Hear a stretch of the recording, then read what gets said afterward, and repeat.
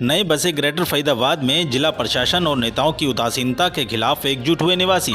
जिला प्रशासन और नेताओं के खिलाफ निकाला गया विरोध जुलूस, जमकर की गई नारेबाजी। नाम देखिए, ऐसा है, मैं आपको बेसिक चीज़ों पे ले जाता हूँ। ये हमारी लड़ाई शुरू हुई थी 2011 में। 2011 में हम एक ग्रेटर फरीदाबाद वेलफेयर एसोसिएशन की तरफ से उस टाइम के तिगांव के विधायक श्री कृष्णपाल गुर्जर जी के पास गए थे। तो उन्होंने ये जवाब दिया था कि मैं अभी सत्ता में नहीं हूँ, जैसे ही सत्ता में आऊँगा ये सारी की सारी चीज़ों की समस्याओं का निवारण होगा। और अब 2014 के बाद तो वो सेंट्रल मिनिस्टर हैं और रेगुलर सेंट्रल मिनिस्टर हैं। उसके बाद भी हम 3-4 बार गए हैं। वो अब कहते हैं कि स्टेट गवर्नमेंट करेगी। अब वो इस बात का वो ले लेते हैं।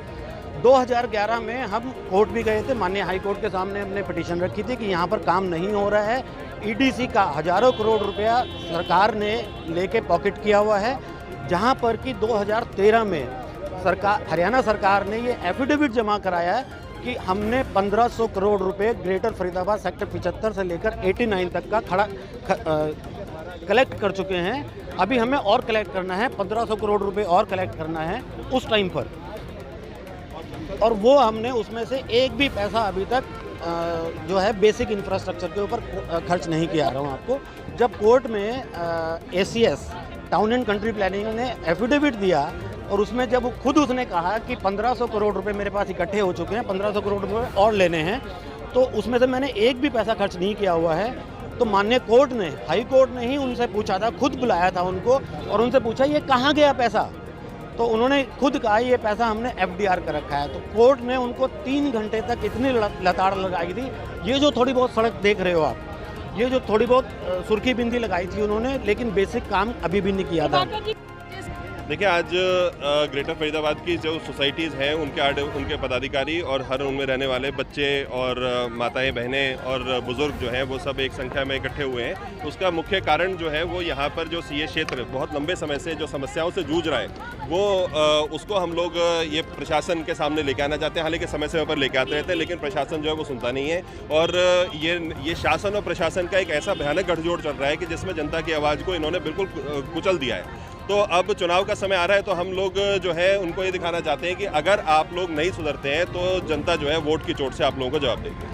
बिल्डर बहुत और केवल राजनीतिक संरक्षण है यहाँ पर।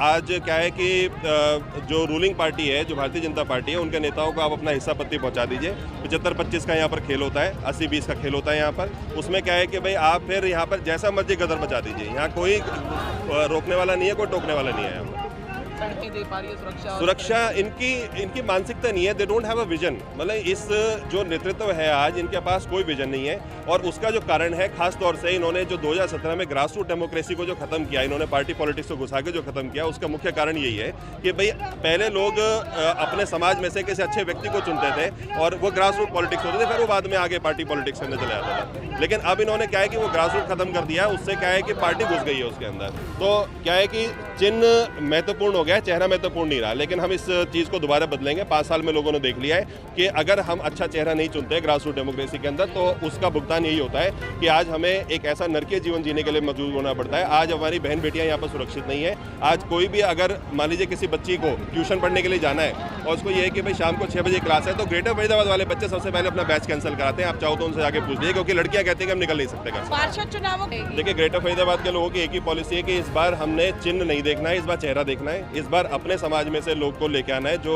सोसाइटीज़ में रहता हो, जो यहाँ की समस्याओं को समझ सकता हो। यहाँ इस बार हमने ऐसे पॉलिटिशियंस को नहीं लेके आना जिनका काम केवल और केवल जो पिछले हैं उनको हटा देना और फिर नए सिरे से नई लूट चालू करना। इस बार उनको नहीं लेके आएंगे। इस बार अच्छे समाज सेवियों को लेके आएंगे जो वाकई तौबा कर लिया। पूरे फरीदाबाद ने तौबा कर लिया राजनीतिज्ञों से, और इस बार अपने समाज में से अच्छे समाज सेवियों को लेके आएंगे जो समाज की वाकई में सेवा करना चाहें।